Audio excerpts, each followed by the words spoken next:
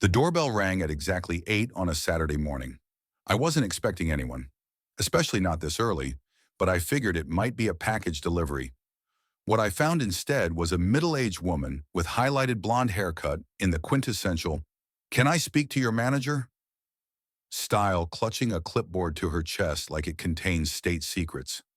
Before I could even say good morning, she looked me up and down with narrowed eyes. "You don't belong here," she announced, her voice dripping with unearned authority. She tapped her pen against the clipboard. "This is a respectable neighborhood with standards. I need to see proof of ownership immediately."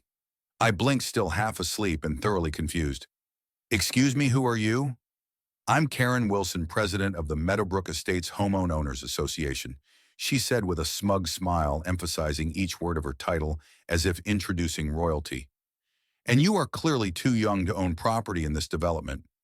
Our covenants are very specific about maintaining the character of our community." I started to explain that I had just moved in last week, but she cut me off. "Save it, I've already filed the eviction paperwork. You have 30 days to vacate the premises before legal action is taken."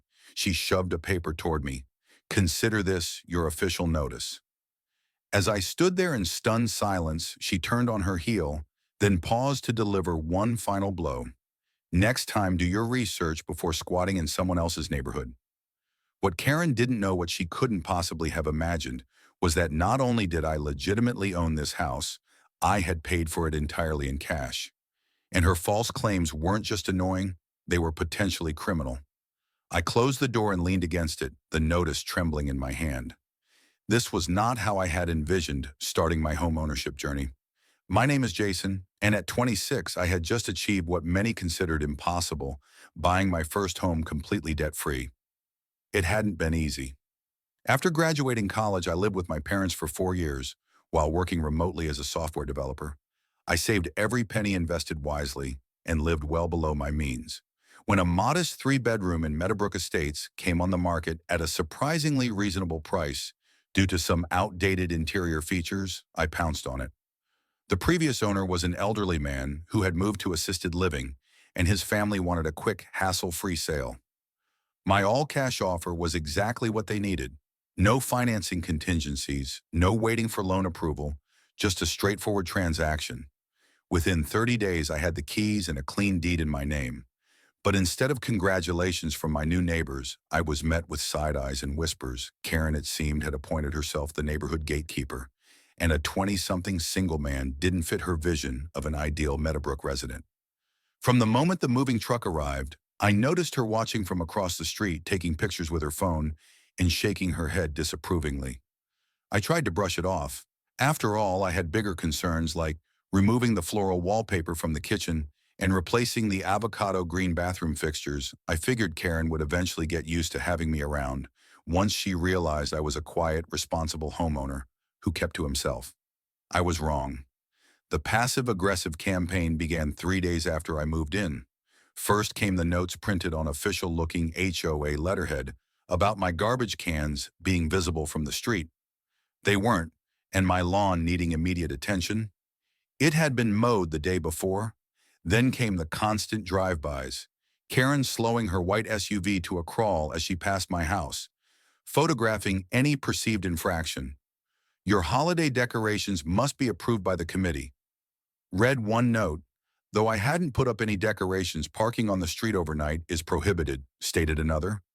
Even though my car was in my garage, the situation escalated when Karen began telling other neighbors that I must be running some kind of illegal operation. How else could someone his age afford this house? I overheard her saying to an elderly couple as they walked their dog past my driveway, "He's probably dealing drugs or running a gambling ring." I've called the authorities to investigate. 2 weeks after her initial visit, a manila envelope appeared in my mailbox. Inside was an official notice of non-compliance claiming I was in breach of HOA bylaws regarding minimum age requirements for homeowners. According to this document, Meadowbrook Estates had a 55-plus age restriction, and I was required to vacate the property within 30 days or face legal action. This was absurd. I had reviewed all the HOA documents before purchasing, and there was no age restriction whatsoever. Meadowbrook was a regular suburban development, not a retirement community. I called my real estate attorney immediately, who confirmed what I already knew. Karen was making things up. Document everything, my attorney advised. If she's filing false claims, that's harassment and potentially fraud. I installed security cameras around my property that evening. If Karen wanted a war, she'd find me well prepared. The breaking point came 3 days later when Karen marched up to my door with 2 other HOA board members in tow. I recognized one as my neighbor from 2 doors down, who at least had the decency to look uncomfortable. "We're here for a compliance inspection," Karen announced, attempting to push past me into my foyer. I blocked the doorway. "You need to make an appointment and have proper authorization for that." Karen's face flushed red. "As HOA president, I have every right." "You have the right to enforce actual bylaws through proper channels," I interrupted, my voice calm but firm. "What you don't have is the right to enter my private property without permission or fabricate rules that don't exist." I pulled out my phone and opened a PDF. "I have the complete HOA covenant right here. Please show me where it states there's an age restriction for homeowners." The neighbor from 2 doors down looked at Karen with sudden suspicion. "I've lived here for 15 years, Karen." "There's no age restriction." Karen's nostrils flared. "New amendment passed last month. Amendments require a 2/3 majority vote from all homeowners." I replied I never received any ballot or notification of such a vote. I turned to the other board members. "Did either of you?" Their uncomfortable silence was answer enough. "Now I'd like you all to leave my property. Any future communication should be in writing and factually based on actual HOA regulations." I held up my phone, and for your information, this entire interaction has been recorded, both audio and video. Karen's face contorted with rage, but she retreated, practically dragging her confused companions down my walkway. As they left, I heard her hiss, "This isn't over." She was right about that, but not in the way she intended. The next morning, I found an official county eviction notice taped to my door.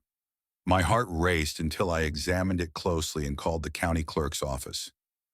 The document was completely fraudulent, filed under Karen's name with forged credentials, claiming she had legal authority to evict residents. The clerk was deeply concerned and transferred me to the county prosecutor's office. This was no longer just an annoying neighbor dispute. Karen had crossed the line into criminal territory, and I had no intention of letting it slide. I gathered all my evidence: the fake HOA violations, the security footage of Karen trespassing on my property, the falsified eviction notice, and emails from other neighbors who had experienced similar harassment. The prosecutor was particularly interested in the forged county documents. "Impersonating a public official and filing fraudulent legal documents are serious offenses," she explained. "We take these matters very seriously." Within days, a full investigation was launched. What they uncovered was shocking even to me. Karen had been running the HOA like her personal thief for years, creating fake rules, imposing unauthorized fines, and even diverting HOA funds for personal expenses. The board meetings were rarely held, minutes were fabricated, and several homeowners had been bullied into compliance through similar threats of eviction. The police obtained a warrant to search Karen's home office and found folders on nearly every resident containing personal information she had no right to possess, along with templates for creating fake legal documents.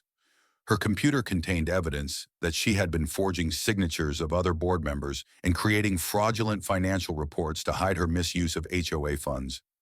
2 weeks after my call to the county, I was working from home. When I heard a commotion outside, I looked out my window to see 2 police officers escorting Karen from the HOA office in handcuffs. Her face was a mask of indignation as neighbors emerged from their homes to witness her downfall. "This is ridiculous," she shouted, her voice carrying down the street. "I was protecting our neighborhood from outsiders and freeloaders. You'll see what happens when property values plummet because we let anyone move in." No one came to her defense.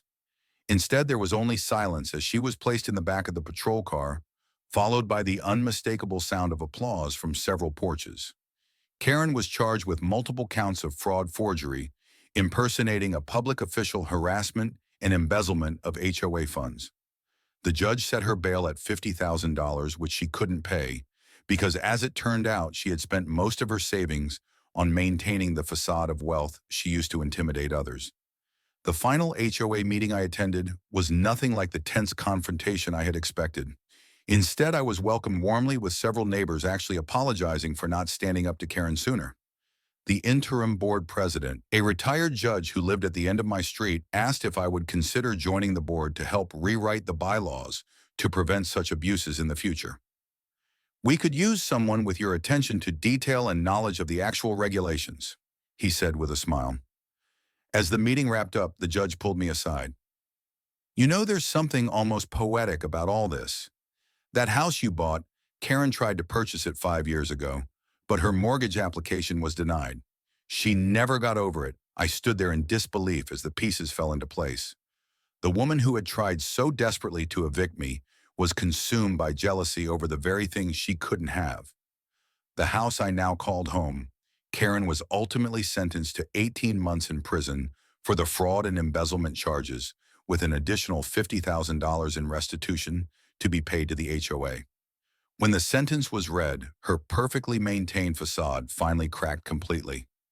"This is absurd," she shrieked in the courtroom. "I was just maintaining standards. This community will fall apart without me." The judge merely added a contempt of court charge as officers led her away, still protesting that she was the victim,